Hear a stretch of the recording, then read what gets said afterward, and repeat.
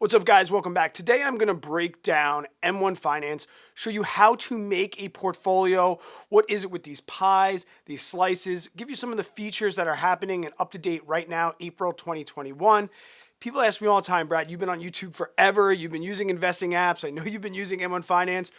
What the hell took you so long to really make a breakdown video of this? And I really think it's my own stubbornness. When I first learned about M1 Finance, I was like, I hate these pies and things like that. I didn't want to learn something new, and I definitely didn't want to do my own research and find out the pros of this platform. I tend to be very hands-on with my portfolios, and that's completely the opposite with M1 Finance. It's amazing for set it and forget it. Now, I also have set it and forget it portfolios, and I was talking about some of the things I hated about my set it and forget it portfolio over there in Vanguard. I hate that I can't do fractional shares. I hate the rebalancing. I hate it, just things I didn't like. And someone was like, Brad, well, you can do all of those things wonderfully. Set it and forget in M1 Finance. And I really all right, I'm going to listen. I'm going to do my research. And I'm kind of mad at myself that I waited so long to do so. So who is this platform for? It's really for somebody that wants to set it and forget it. They want to invest money automatically, not have to worry about what percentage of your portfolios are doing what. Like I said, I'm going to show you, but I love it inside my set it and forget it portfolio. It's become my go-to set it and forget it for my long-term holds, the things I do not want to think about. I have my options and other things in other places, but if you have you want to put a certain money away and you don't want to see it for 30 years, right now I don't think there is a better platform than M1 Finance to do that. So in here, I opened up an account for my wife so I can show you everything from scratch. Guys, this is on the desktop version, but the app is super intuitive, very easy to use. I just happen to like using my computer for things. But if you use the app, everything should be pretty similar. When you first sign up, so this is after sign up, you got to put your information in, things like that. They'll make you just pick some investments just to move through the process. You can see right now, Amazon, Apple, VTI, I just clicked a couple. I'm going to show you how to vary those. I just first want to walk through some of the features, the pros and the cons, and some things that I didn't like initially. So the first thing that I really like about it is this whole portfolio management, okay? So instead of buying individual stocks and worrying about how much money should I put in here, how much money I should put in there, you are going to build a portfolio or a pie. And then inside that pie, there are going to be certain slices that are going to make up that total pie.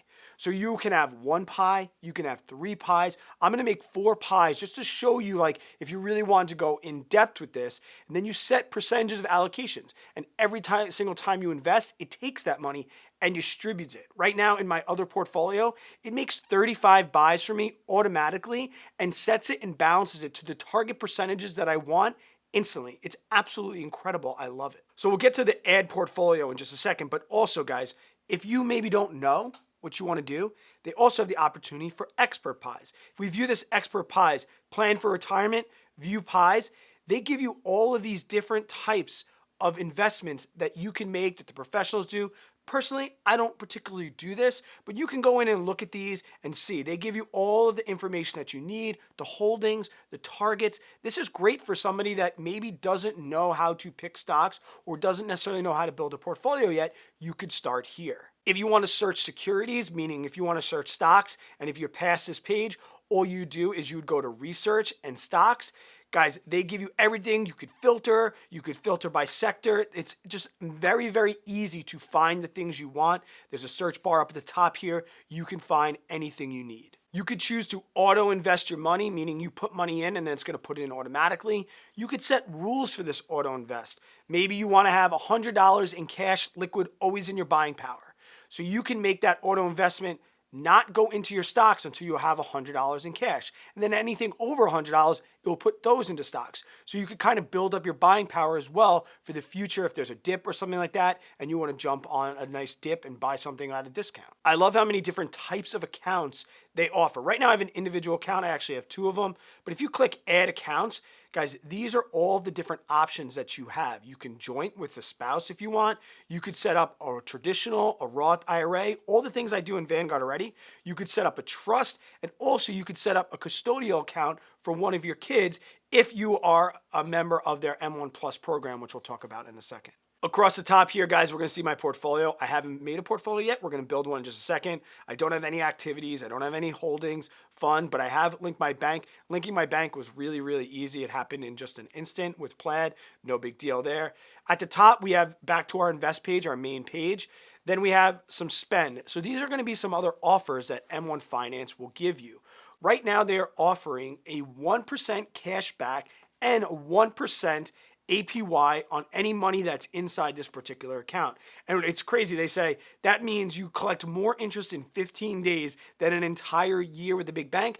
This is not something that I've used yet. It might be something I use in the future, but it is a really, really good deal. Right now, I haven't particularly done this yet because I don't tend to hold a lot of cash, and any cash that I am holding is in like a savings account. So I don't have like a lot of money in my checking account. I also don't swipe cards that often, so 1% cash back isn't really great for me.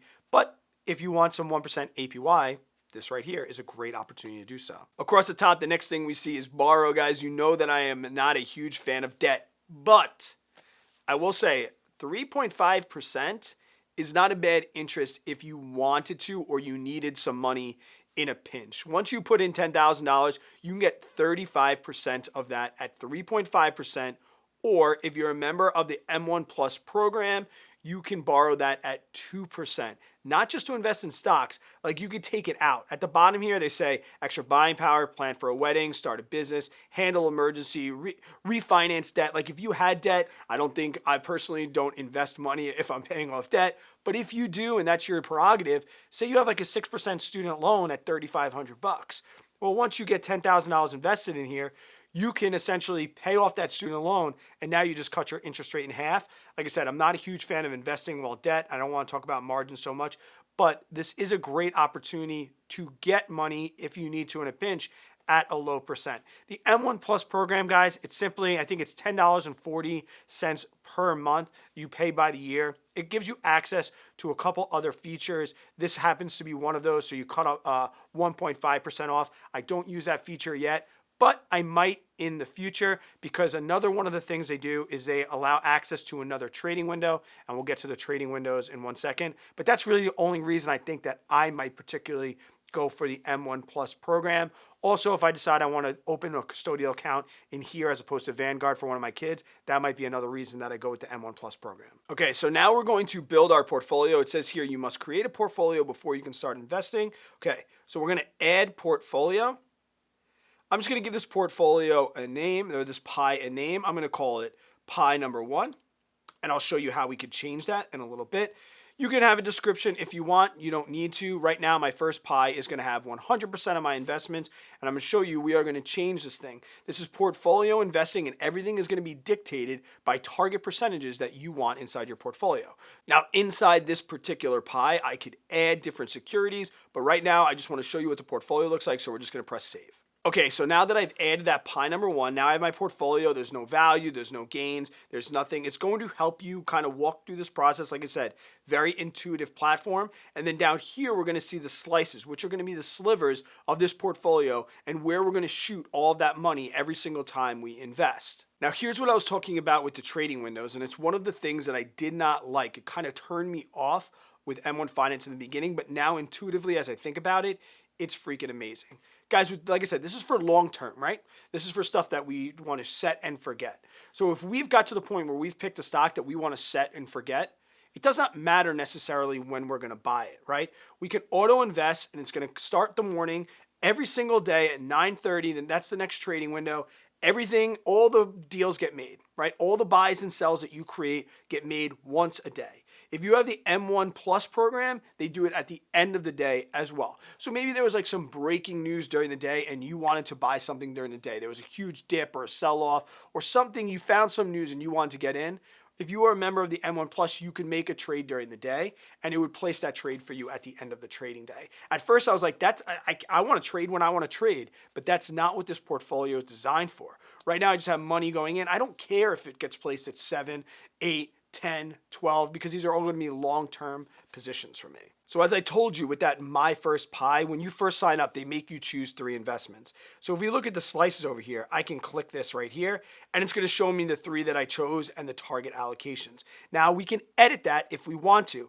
As you can see, the portfolio up here, we can go back. Now I'm inside. So essentially we have this umbrella portfolio, and then you go down and you make things more specific as you go down the line. So what I'm going to do now is I'm going to build 4 different pies. All right, I'm going to have my index fund ETF pie. I'm going to have my growth stocks, things that don't have any dividends. I'm going to have my dividend growth stocks, like small dividends, like maybe under 2%.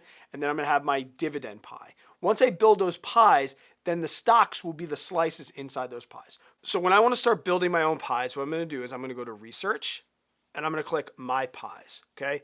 So now we see pie number 1. We can go in and edit that if we want. We can edit this, and we really see that this was really just Brad's portfolio. So that's going to be our main pie. Now, if I go back and click my pies, here's going to be that first pie that I created when I joined. I'm going to click this pie. Now I'm going to edit this pie and I'm going to make it what I want. This was called my first pie, but like I said, I'm going to call this index funds. Now I'm going to choose the index funds that I want to put in here. Right now I can select these ones here. I can remove all of the ones that I had in here. I'm going to click add. The first one I want to add is VTI. So I click VTI, add to basket. Down here on the right, add. Now it's in there. I want to add another one. Let's say I want ARKK. Add to basket, add. And we'll add one more. Let's add VUG. Add to basket, boom. Now once I've added those to my index fund pie, and these are the slices inside that pie, I now must set a percentage that I want for each one of these to go in. So let's say I want these all done equally. I would essentially go 33, 33, and 34. It must be equal to 100%, and I will click Save. Confirm changes, confirm. So now if I go back to my Invest, which is my home page, I see Brad's portfolio. Now down here, here's one of my slices, and inside that, I have even more slices. And we can see because this is my only pie inside my portfolio, I have 100% of my money going into this. Now let's say you want more pies. Like I said, I want some growth, I want some dividend. I'm going to make those pies, make those slices, and then we'll come back and talk more percentages. Now as I add my last stock here, I just want to show you a couple things quick. So I'm adding Pepsi right now. I also want to show you the great information that they give you about each particular stock. They give you some basic things, guys. They give you some performance news, stuff that you're going to see pretty much on most brokerages. But, you know, the interface, like I said, the information they give you, it's really, really good. I'm going to press add to basket. This is going to be the last one. And then I'm going to show you exactly what you might see. So I'm going to press add. Now here's, like I said, I've been naming my slices. Another thing you could do here, now I'm going to put these in here and I'm going to say 20%, because like I said, we have to go back in and fix these, 20, 20, 20, and 20. Now what I'm going to do is press save. Now here's a look at that particular smaller pie.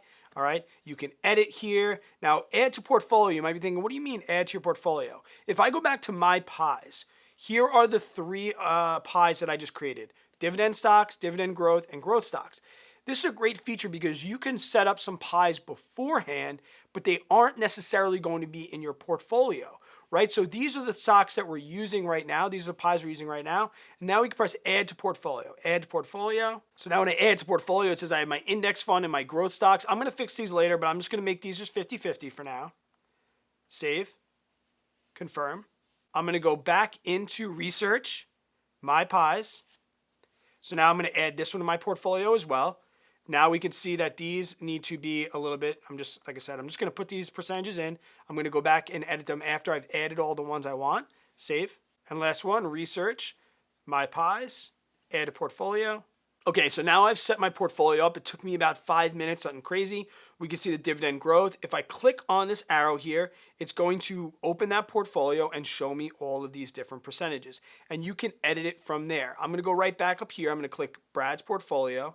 And what I'm going to do is I'm going to edit this portfolio. Now that I have everything in there, now I can set how much money I want to go into each one of these. So let's say, for example, I'm an index fund investor. This is going to be a long-term hold. I want 66% of the money I have to go into my index fund pie. Then in my growth stocks, let's see, in growth, I want to be closer to like 12%. In my dividend growth, I want that to be closer to 15%. And let's see, the last dividend, that would just make that at 7%.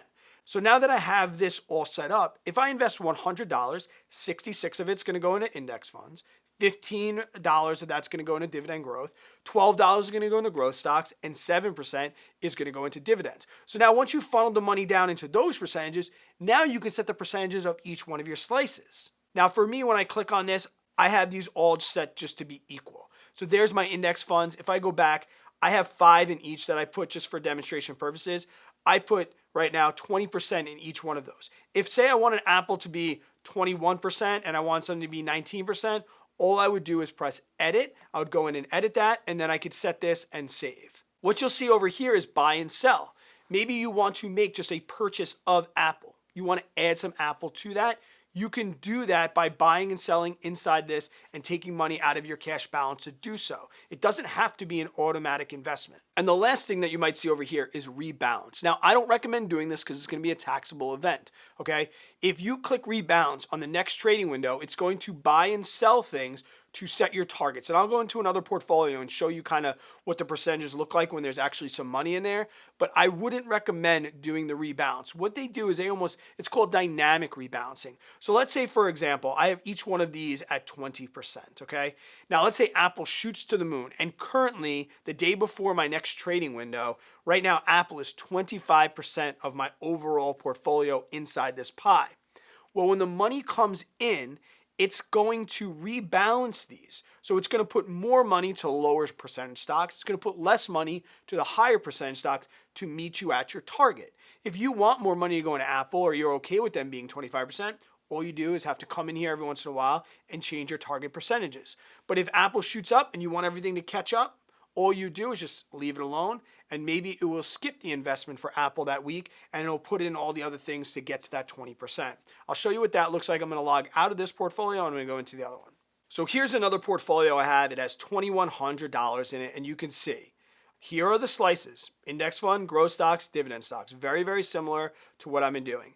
So right now it has actual and target. So right now I have my target set for 70%, and right now it's at 69.9%. 20, 10%, and 9, that is absolutely amazing. Like I said, and this was all done automatically. I just made a buy yesterday, so it did that. Inside the growth now, once again, 85% I want going to VOO, I want 10% going to VUG, and I have 5% allocated to VYM. So every single time, let's say this jumped up to maybe 87, and this was down to like maybe 3. What it would do is it would add more money to VYM, less money to VOO, and get back to these targets of 85, 10, and 5 that I choose, that I can change whenever I want. Guys, it really is as simple as that. It does take a little bit of getting used to, but as you saw, like, I have not been using it very, very long, maybe a couple months, but when I set it up, like I said, a little bit of learning curve. Follow the video. You'll be fine. You could change things. It's not a big deal. I highly recommend for your long-term buy and holds, at least consider M1 Finance. If you are going to consider it, guys, there is a link down in the description below. Good luck, guys. Get down in the comments if you have any other questions, comments, concerns about M1 Finance. If I missed something, if you've been using it and you want to add some value to the video, I'd really, really appreciate it. Until I see you guys in the next one, stay positive. Work really, really hard. Always, please, be kind to other people. Hope you have yourself an amazing day and even better tomorrow.